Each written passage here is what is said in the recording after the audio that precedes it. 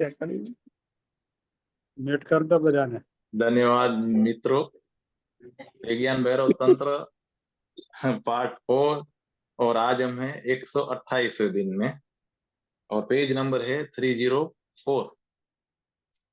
तो भगवान कहते हैं कि और स्मरण रहे कि आनंद दुख के विपरीत नहीं है।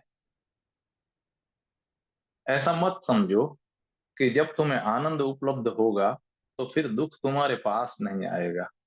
इस मूढ़ता में मत पड़ो। दुख जीवन का ही हिस्सा है। वह तभी विदा होगा जब जीवन विदा होगा। वह तो शरीर के साथ ही आता है और शरीर के साथ जाता है। जब तुम जन्म मरण से छूटोगे तभी तुम दुख से छूटोगे, लेकिन तब तुम समष्टि में खो जाओगे, उससे एक हो जाओगे। तुम तब नहीं रहोगे, सागर में बूंद की तरह खो जाओगे। लेकिन जब तक तुम हो, दुख रहेगा। दुख जीवन का अभिन्न अंग है। लेकिन तुम जाग सकते हो, तब दुख कहीं तुम्हारे इर्द गिर्द घटित होगा, पर तुम्हें नहीं होगा। तुम उससे अछूते रहोगे, लेकिन तब तुम्हें सुख भी नहीं होगा। तुम उससे भी अछूते रहोगे। यह मत सोचो कि तुम पर सुख की तो वर्षा होती रहेगी और दुख बिल्कुल नहीं होगा। नहीं, तुम्हें दोनों नहीं होंगे। वे तुम्हारे इर्द गिर्द घटित होंगे, वे तुम्हारी परिधि पर घटित होंगे, और तुम अपने केंद्र पर अचल बने रहोगे। तुम उन्हें घटित होगे होते देखोगे। तुम उनका सुख भी लोगे, लेकिन वे तुम्हें नहीं होंगे। वे तुम्हारे आसपास होते रहेंगे। यह तभी संभव है जब तुम चुनाव नहीं करते। इसलिए मैंने कहा कि यह बहुत बारीक बात है, यह सूक्ष्म बात है, क्योंकि जीवन विरोधाभासी है। इसलिए तुम सुख चुनते हो और दुख पाते हो। और जैसे जैसे तुम दुख से भागते हो, वैसे वैसे दुख और तुम्हारा पीछा करता है। इसलिए तुम इसे परम नियम की तरह जानो कि तुम जो भी चुनोगे उसके विपरीत तुम्हारा भाग्य होगा। इसे ही मैं परम नियम कहता हूँ। तुम जो भी चुनोगे उससे उल्टी तुम्हारी नियति होगी। तो स्मरण रहे, तुम जो भी हो वह तुम्हारा चुनाव है। तुमने विपरीत को चुनकर उसे चुना है। स्मरण रहे, तुम जो भी हो उसे तुमने चाहा है। उससे विपरीत को चाहकर तुमने उससे चाहा है। अगर तुम दुखी हो तो तुमने सुख को चुनकर दुख को चुना है। सुख को चुनना बंद कर दो, सुख की मांग बंद करो और दुख विदा हो जाएगा। कोई चुनाव मत करो और तुम्हें कुछ भी नहीं होगा।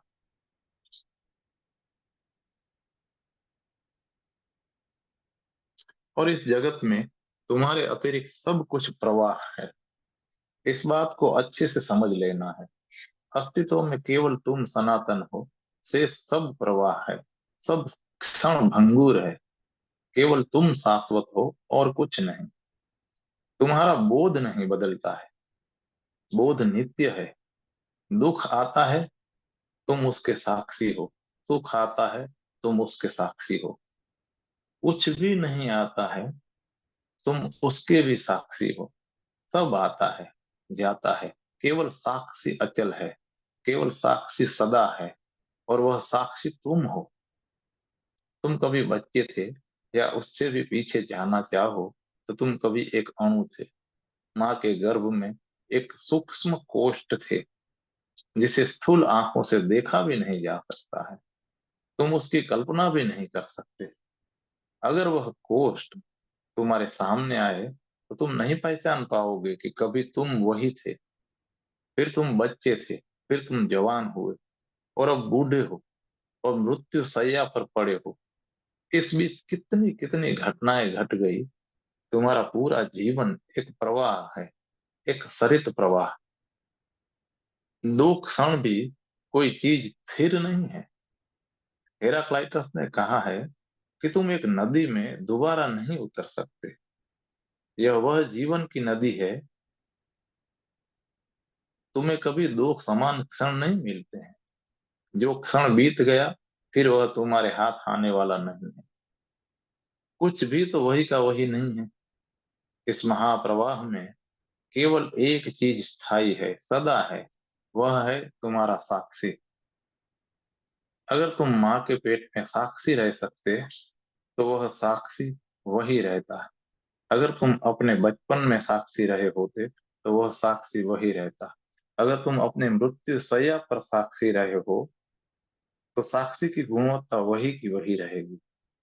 तुम्हारे अंतरतम में जो साक्षी चेतना है वह सदा समान है, नित्य है। से सब कुछ बदल जाता है। सिर्फ चैतन्य अपरिवर्तनशील है, शाश्वत है। अगर तुम इस परिवर्तनशील जगत के किसी भी विषय से, किसी भी चीज से आसक्त हुए, चिपके, तो तुम निश्चित ही दुख पाओगे। तब दुख से बचने का कोई उपाय नहीं है, क्योंकि तुम असंभव को संभव करने में लगे हो। और यही कारण है कि तुम दुख में हो। मैं जानता हूं कि तुम कभी दुख नहीं चुनते, लेकिन इससे कोई फर्क नहीं पड़ता है। अगर तुम दुखी हो तो जानो कि तुमने परोक्ष रूप से उसे चुना है। वह तुम्हारा ही चुनाव है। यदि तुम जीवन से इस परोक्ष रूप को, इस विरोधाभासी गुण को समझ लो, उसके प्रति सजग हो जाओ, तो तुम चुनना छोड़ दोगे। और जब चुनाव समाप्त हो जाता है तो संसार भी समाप्त हो जाता है। चुनाव गया कि तुम परम में प्रवेश कर गए। लेकिन यह तभी संभव है जब चुनाव करने वाला मन पूरी तरह से विदा हो जाए। निर्विकल्प बोध, चुनाव रहित साक्षी के उदय पर ही तुम्हारे आनंद में प्रवेश हो सकता है। तभी तुम आनंद में होगे। यह कहना उचित होगा कि जब तुम, तब तुम आनंद ही होगे। और मैं फिर दोहराता हूं, दुख तो आते रहेंगे, लेकिन अब तुम्हें कोई दुख ही नहीं कर सकेगा। अब तुम अगर अचानक नरक में भी डाल दिए जाओ तो तुम्हारी उपस्थिति से ही नरक नरक नहीं रहेगा, वह स्वर्ग हो जाएगा।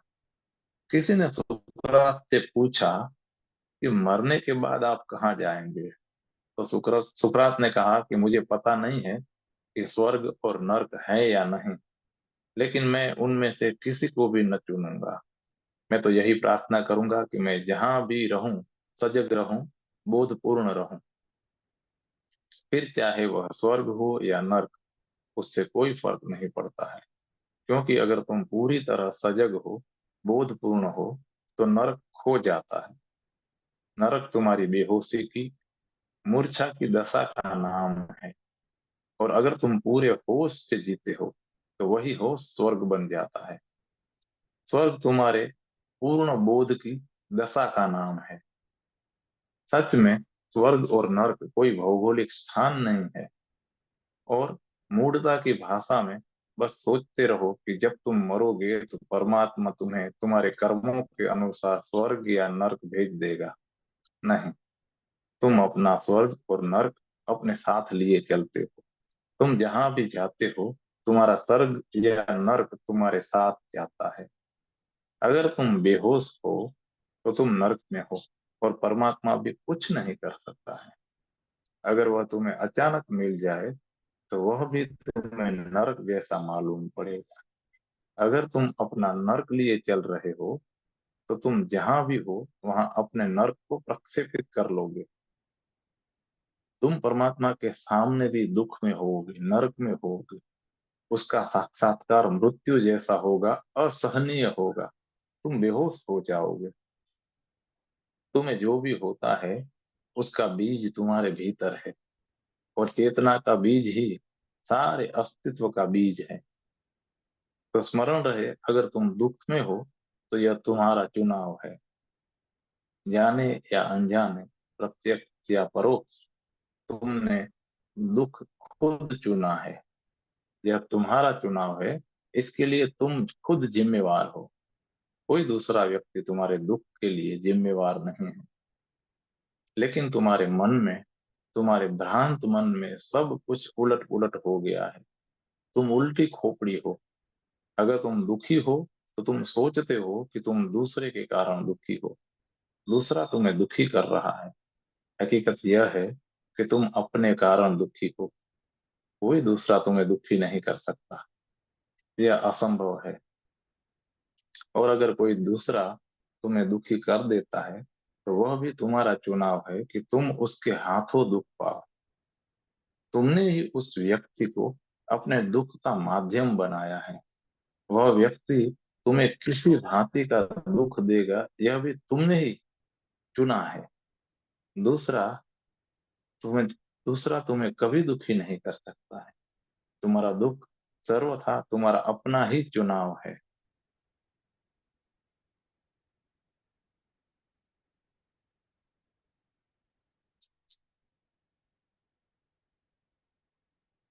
लेकिन तुम निरंतर सोचते हो कि अगर दूसरा बदले, अगर दूसरा कुछ करे तो तुम्हारा दुख दूर हो सकता है। मैंने सुना है मुल्ला नसरुद्दीन ने एक खड़ी हुई कार से अपनी कार टकरा दी और वह पुलिस थाने में एक फॉर्म भर रहा था। फॉर्म में अनेक बातें पूछी गई थी। जब वह उस खाने पर पहुंचा जहां पूछा गया था कि दूसरी कार का चालक दुर्घटना बचाने के लिए क्या कर सकता था, तो मुल्ला ने लिखा उसे अपनी कार वहीं नहीं पर कहीं और खड़ी करनी चाहिए थी। वैसा उसने नहीं किया। उसने अपनी कार उस जगह पर खड़ी की, इसलिए दुर्घटना उसके कारण हुई। तुम भी यही कर रहे हो, सदा दूसरा जिम्मेवार है। अगर वह वैसा नहीं करता है तो तुम्हें दुख नहीं भोगना पड़ता। नहीं, दूसरा बिल्कुल जिम्मेवार नहीं है, तुम ही अपने दुख के लिए जिम्मेवार हो। और जब तक तुम समझ पूर्वक यह जिम्मेवारी अपने ऊपर नहीं लेते तब तक तुम नहीं बदलोगे। बदलाहट तो तभी संभव होगी, बहुत आसानी से संभव होगी, जब तुम जानोगे कि सब जिम्मेवारी तुम्हारी है।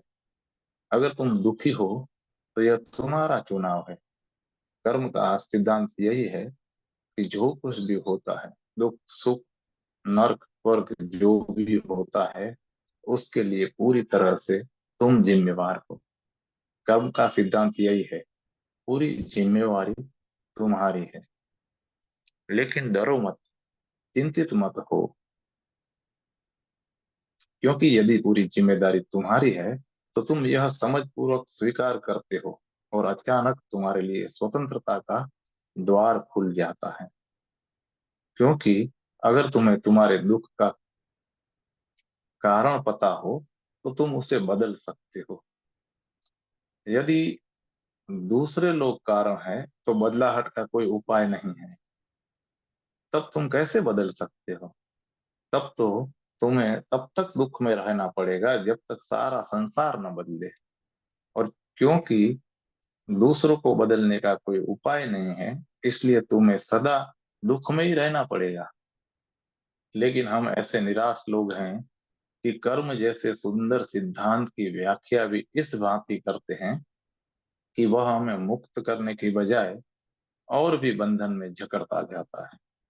भारत में तो हमें कोई 5,000 वर्षों से कर्म के सिद्धांत की जानकारी है, लेकिन हमने किया क्या? अपने ऊपर जिम्मेवारी लेने के बजाय हमने सब जिम्मेवारी कर्म के सिद्धांत पर थोप दी। हम कहते हैं कि जो हो रहा है सब भाग्य के कारण हो रहा है, इसमें हम कुछ नहीं कर सकते। हम क्या कर सकते हैं? और अगर पिछले जन्मों के कर्मों के कारण हमारा यह जीवन इस ढंग का है। कर्म का सिद्धांत तुम्हें स्वतंत्र करने के लिए था, वह तुम्हें पूरी तरह से स्वतंत्र करने के लिए था। कोई दूसरा तुम्हें दुखी नहीं कर सकता, यह उसका संदेश था। अगर तुम दुखी हो तो यह तुम्हारी निर्मिति है, तुम अपने भाग्य के मालिक हो। और अगर तुम इसे बदलना चाहो तो यह तुम्हारे हाथ में है। तुम तत्क्षण उसे बदल सकते हो और तुम्हारा जीवन भिन्न हो सकता है, लेकिन तुम्हारी दृष्टि उल्टी है। मैंने सुना है दो मित्र आपस में बात कर रहे थे। उनमें एक पक्का आशावादी था और दूसरा पक्का निराशावादी। लेकिन आशावादी भी वर्तमान स्थिति के संबंध में बहुत प्रसन्न नहीं था। उसने कहा कि अगर यह आर्थिक संकट कायम रहा, ये राजनीतिक उपद्रव चलते रहे और दुनिया ऐसी ही अनैतिक रही, तो हम जल्दी ही भीख मांगने के लिए मजबूर हो जाएंगे। वह भी वर्तमान परिस्थिति में और उसके बारे में आशावादी नहीं था, यद्यपि वह पक्का आशावादी था। जब उसने कहा कि हम भीख मांगने पे मजबूर हो जाएंगे, तो निराशावादी मित्र ने पूछा कि किससे? अगर यह स्थिति बनी तो भीख देने वाला कौन रह जाएगा?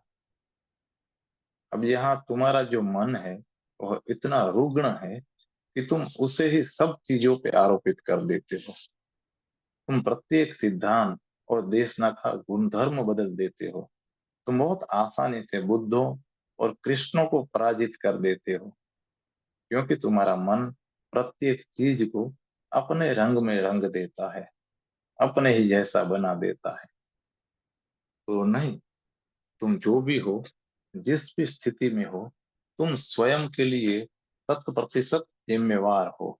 और कोई जो तुम्हारी दुनिया है, जिसको तुम कोसते रहते हो, वह भी तुम्हारी निर्मिति है। और उसके लिए तुम स्वयं ही जिम्मेदार हो, 100%। और अगर यह बात तुम्हारी चेतना की गहराई में उतर जाए, तो तुम सबको बदल सकते हो, स्वयं को भी, संसार को भी। तब तुम्हें दुख में जीने की कोई जरूरत नहीं है। बस चुनाव करो, बस चुनाव मत करो, साक्षी रहो। तुम आनंद को उपलब्ध हो जाओ। आनंद कोई मुर्दा स्थिति नहीं है। इसलिए दुख तो तुम्हारे आसपास घटित होता रहेगा, लेकिन तुम उससे अछूते रहकर आनंदित रहोगे। इसलिए प्रश्न यह नहीं है कि तुम्हें क्या होता है, प्रश्न यह है कि तुम क्या हो। प्रश्न यह है कि तुम कैसे हो। जीवन का आत्यंतिक अर्थ तुमसे आता है, घटनाओं से नहीं।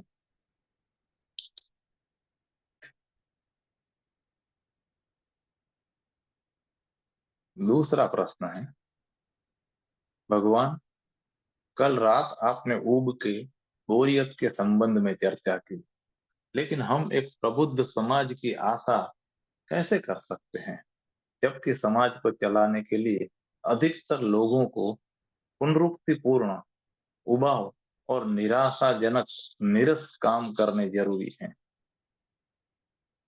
भगवान कहते हैं कि फिर वही बात, तुम अपने मन को काम पर आरोपित कर रहे हो। कोई भी काम उबाने वाला नहीं है, निरस नहीं है, लेकिन तुम जरूर ऊब से भरे हो, निरसता से भरे हो, और उससे सब कुछ निरस और उबाने वाला मालूम पड़ता है। कोई भी काम अपने आप में न उबाने वाला है और न गैर उबाने वाला है। तुम ही उसे निरस या सरस बना देते हो। और एक ही काम तुम्हें अभी उबाने वाला लग सकता है और अगले क्षण आनंदित करने वाला लग सकता है। ऐसा नहीं है कि काम बदल गया, लेकिन तुम्हारा मन, तुम्हारे मन का गुणधर्म जिससे तुम काम करते हो, वह जरूर बदल गया। तो स्मरण रहे कि तुम इसलिए नहीं उबते हो कि एक ही तरह का काम निरंतर करना पड़ता है। सच तो यह है कि क्योंकि तुम ऊब से भरे हो, इसलिए हर काम उबाने वाला मालूम पड़ता है। उदाहरण के लिए, बच्चे एक ही खेल बार बार खेलना पसंद करते हैं। तुम उससे ऊब जाते हो, लेकिन वे नहीं ऊबते हैं। तुम्हें हैरानी होती है कि वे क्यों एक ही खेल बार बार खेलते हैं। वे एक ही कहानी फिर सुनना चाहते हैं। कई बार सुनने के बाद भी कहते हैं कि वह कहानी फिर से सुनाओ। बात क्या है? तुम सोच भी नहीं सकते कि बच्चे एक ही खेल बार बार क्यों खेलते हैं, एक ही कहानी बार बार क्यों सुनते हैं। तुम्हें यह मूढ़ता मालूम होती है, लेकिन यह मूढ़ता है नहीं। बच्चे इतने जीवंत हैं, उनके लिए कुछ भी पुनरुक्ति नहीं लगता है, पुराना नहीं लगता है। और तुम इतने मुर्दा हो कि हर चीज तुम्हारे लिए पुनरुक्ति हो जाती है। बच्चे दिन भर एक ही खेल खेल सकते हैं, और अगर तुम उन्हें रोकोगे तो वे चिल्लाएंगे, वे विरोध करेंगे और कहेंगे कि हमारा खेल मत बर्बाद करो। और तुम समझ नहीं पाते हो कि वे दिन भर क्या करते रहते हैं। बच्चों की चेतना की गुणवत्ता भिन्न है, उन्हें कुछ भी नहीं उबाता है। वे खेल का इतना मजा लेते हैं कि वह मजा पूरी बात ही बदल देता है। वे फिर उसका मजा लेते हैं, फिर उसका मजा बढ़ता भी जाता है, क्योंकि वे खेल में और कुशल होते जाते हैं। जितना ज्यादा वे खेल खेल का सुख लेते हैं, उतनी उनकी सुख की मात्रा बढ़ती जाती है। तुम्हारी हालत बिल्कुल उल्टी है। तुम्हारे सुख की मात्रा निरंतर घटती जाती है और तुम्हारी उकताहट बढ़ती जाती है। बात क्या है? काम ही उकताने वाला है, या तुम्हारी चेतना की स्थिति में, तुम्हारे होने के ढंग में कोई बुनियादी भूल है? इसे दूसरे ढंग से देखो। दो प्रेमी एक ही काम रोज रोज करते हैं। वे रोज रोज एक दूसरे को चूमते हैं, एक दूसरे को आलिंगन में लेते हैं। ये काम एक जैसे हैं, लेकिन प्रेमी उसे अनंत बार दोहराते रहना चाहेंगे। अगर तुम उन्हें मौका दो तो वे वही काम अनंत काल तक करते रहेंगे। दो प्रेमियों के व्यवहार को भी बाहर से देखकर तुम ऊब जाओगे। वे कर क्या रहे हैं? रोज रोज वही चीज कैसे दोहराते हैं? और उन्हें सुविधा हो तो वे दिन भर एक दूसरे को चूमते रहें और आलिंगन में लिए रहेंगे। यह सब क्या है?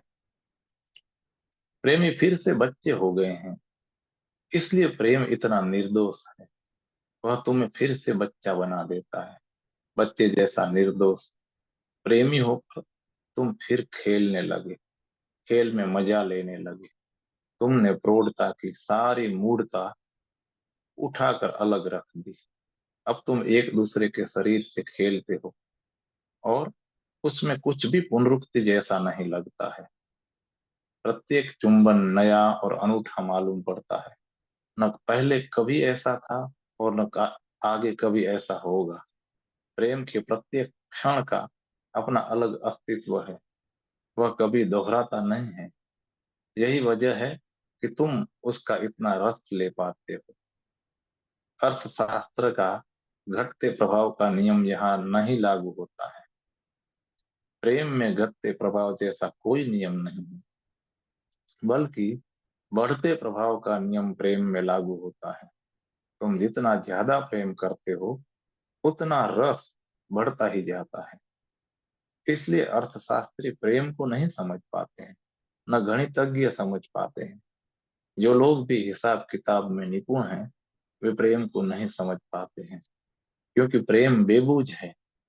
वह सब नियम को, सब गणित को लांघ कर बढ़ता जाता है। जब मैं विद्यार्थी था तो एक दिन क्लास में अर्थशास्त्र के शिक्षक घटते प्रभाव का नियम समझा रहे थे। मैंने उस उनसे पूछा कि प्रेम के बारे में आप क्या कहते हैं?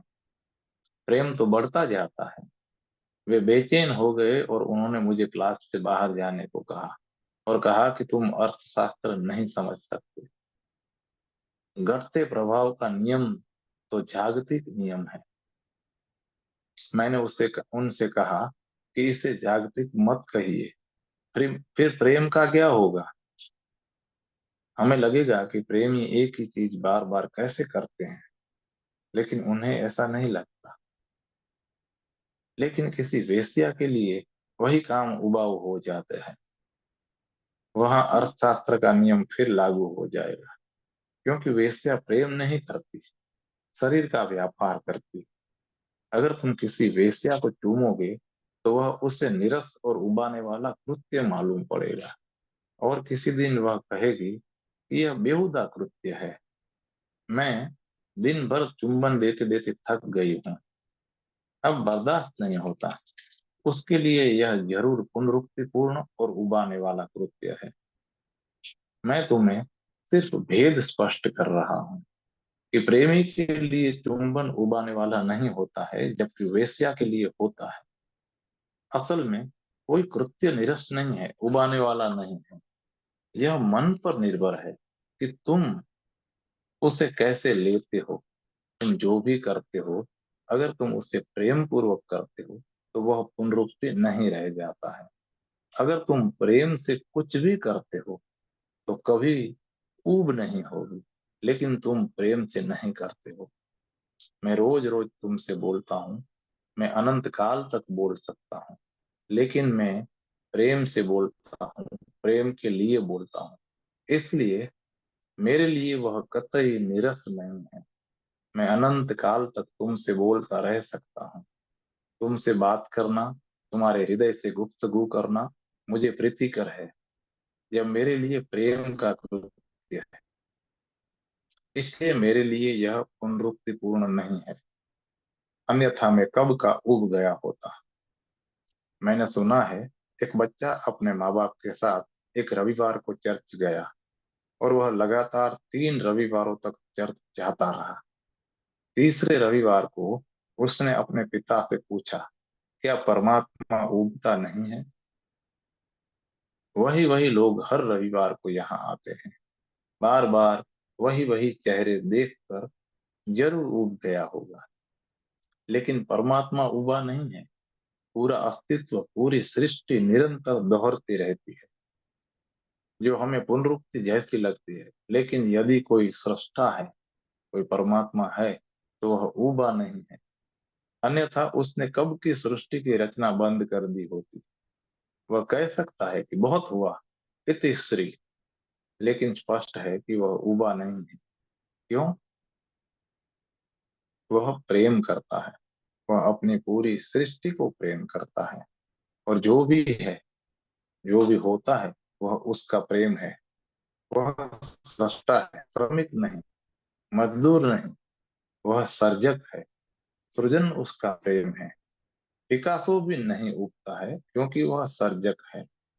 अगर तुम्हारा कृत्य भी सृजन हो जाए तो तुम भी नहीं उगोगे। और यदि तुम्हें अपने कृत्य से प्रेम है तो वह कृत्य सृजन हो जाएगा। लेकिन बुनियादी कठिनाई यह है कि तुम्हें अपने कृत्य से प्रेम नहीं हो सकता, क्योंकि तुम स्वयं को घृणा करते हो। असली समस्या यह है कि तुम स्वयं को घृणा करते हो, तो तुम जो भी करते हो उससे भी तुम घृणा करते हो, क्योंकि तुम असल में स्वयं को घृणा करते हो। तुमने अब तक स्वयं को नहीं स्वीकार किया है। तुमने अब तक अस्तित्व को, परमात्मा को, अपने होने को धन्यवाद नहीं दिया है। परमात्मा के प्रति तुमने कभी अपना अहोभाव नहीं प्रकट किया है। सच तो यह है कि तुम्हें परमात्मा से शिकायत है कि उसने तुम्हें क्यों पैदा किया। तुम्हारे भीतर यह प्रश्न बना ही रहता है, मुझे क्यों अस्तित्व में फेंक दिया गया है? मेरे होने का प्रयोजन क्या है? क्या तुमने कभी सोचा है कि यदि परमात्मा तुम्हें अचानक मिल जाए तो उससे तुम क्या पूछोगे? तुम पूछोगे कि मुझे किस लिए पैदा किया? कि यह दुख झेलने के लिए, पीड़ा और संताप में जीने के लिए, जन्म जन्मांतर तक भटकने के लिए? किस लिए मुझे पैदा किया है? मुझे जवाब दो। जब तुमने अपने को ही नहीं स्वीकार किया है तो अपने कृत्य को कैसे स्वीकार कर सकते हो? अपने को प्रेम करो, अपने प्रति प्रेम पूर्ण हो, अपने को स्वीकार करो। तुम जैसे हो, जो हो, उसे वैसा ही स्वीकार करो, क्योंकि कृत्य गौण है। वह तुम्हारे होने से निकलता है, वह तुम्हारे प्राणों से आता है। अगर मैं स्वयं को प्रेम करता हूँ तो मैं जो भी करूंगा प्रेम पूर्वक करूंगा। और यदि मुझे किसी कृत्य से प्रेम नहीं होगा तो मैं उसे नहीं करूंगा, छोड़ दूंगा। फिर उसे जारी क्यों रखना? लेकिन तुम्हें स्वयं से ही प्रेम नहीं है, और जब स्रोत ही प्रेम शून्य है तो उससे बहने वाली नदी प्रेम पूर्ण कैसे हो सकती है? तुम जो भी करते हो, डॉक्टर हो, इंजीनियर हो, वैज्ञानिक हो, तुम जो भी करते हो उसमें तुम्हारी घृणा प्रवेश कर जाएगी और घृणा के कारण कृत्य उबाऊ और निरस हो जाता है। और तुम अपने कृत्य को घृणा भी करते हो और उसे किसी न किसी बहाने किए भी जाते हो। तुम कहते हो कि यह धंधा मैं अपने पत्नी के लिए, बाल बच्चों के लिए करता हूँ, और तुम्हारे पिता तुम्हारे लिए करते थे, और अनेक पिता उनके लिए करते थे। और जब तुम्हारे बच्चे यही करेंगे तो कहेंगे, हम भी अपने बाल बच्चों के लिए करते हैं। और इस तरह दुनिया के सारे लोग जीवन के आनंद से वंचित रह जाते हैं। यह चालबाजी है, यह झूठ है। सच्चाई यह है कि तुम कायर हो। तुम इसे इसलिए नहीं छोड़ सकते क्योंकि उससे तुम्हें सुरक्षा मिलती है, बैंक बैलेंस बढ़ता है, प्रतिष्ठा मिलती है।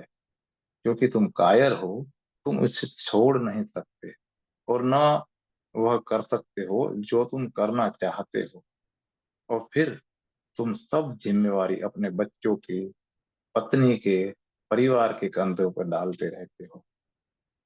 सब लोग यही कर रहे हैं। किसी बच्चे से पूछो, वह स्कूल जा रहा है और ऊब से भरा है। वह कहेगा, मैं अपने पिता की खुशी के लिए जाता हूँ। अगर मैं नहीं जाऊं तो उन्हें पीड़ा होगी। और तुम्हारी पत्नी और तुम्हारे बच्चों के लिए सारी गृहस्थी को ढो रही है। कोई भी अपने लिए नहीं जी रहा है। किसी को स्वयं से इतना प्रेम नहीं है कि वह अपने लिए जिए। और तब सब कुछ विषाक्त हो जाता है। जब जड़ों में ही जहर हो तो फूल फल जहरीले न होंगे तो क्या होगा। और ऐसा मत सोचो कि अगर तुम अपना धंधा बदल लोगे तो तुम नए धंधे को प्रेम करने लगोगे। उससे भी तुम ही तो करोगे ना। उस पर भी तुम्हारा पुराना चित्त ही हावी होगा ना। शुरू शुरू में हो सकता है कि थोड़ा उत्साह लगे, नया नया मालूम हो, लेकिन नएपन की आरंभिक उत्तेजना समाप्त होगी कि तुम्हारा पुराना रोना धोना फिर शुरू हो जाएगा। अपने को बदलो, अपने को प्रेम करो, और जो भी करो उससे प्रेम पूर्वक करो। चाहे वह कितना ही छोटा कृत्य क्यों न हो, उससे कोई फर्क नहीं पड़ता है। मुझे एक घटना याद आती है। जब अब्राहम लिंकन अमेरिका के राष्ट्रपति हुए तो पहले ही दिन जब वे सीनेट का उद्घाटन कर रहे थे, किसी सदस्य ने, जिसे उनसे उनकी सफलता से बहुत ईर्ष्या थी, उठकर कहा, लिंकन, यह मत भूलिए कि आपके पिता जूते बनाने वाले थे। उस समय यह बात बिल्कुल अप्रासंगिक थी और बेहूदी थी।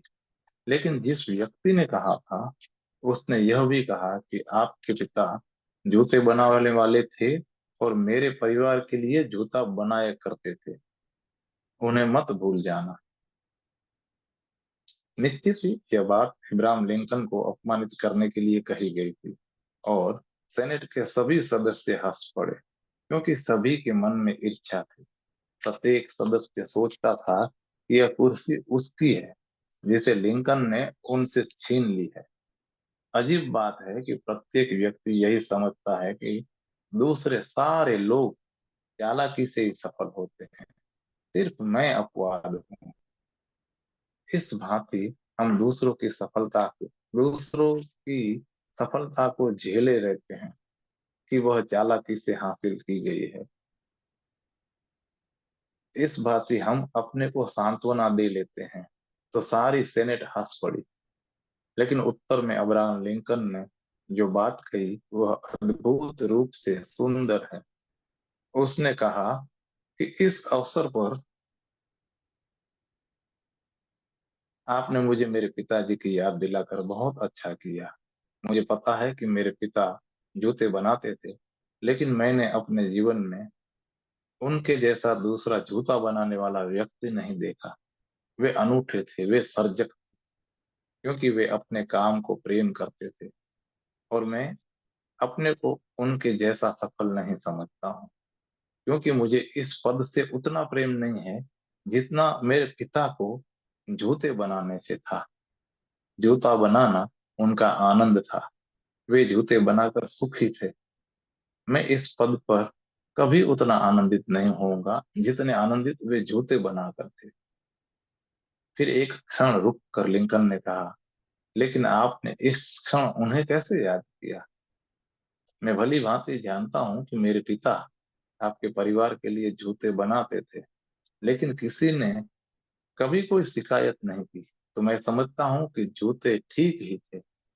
लेकिन आप इस क्षण उन्हें बिना किसी प्रसंग के याद करते हैं, तो मुझे लगता है कि कोई जूता आपको काट रहा है।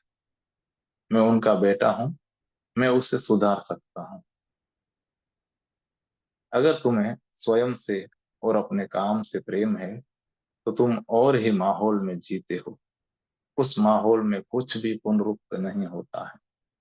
पुनरुक्ति का भाव तो उब भरे मन का लक्षण है। यह मत कहो कि मैं एक ही ढंग का काम निरंतर करने से उब गया हूँ।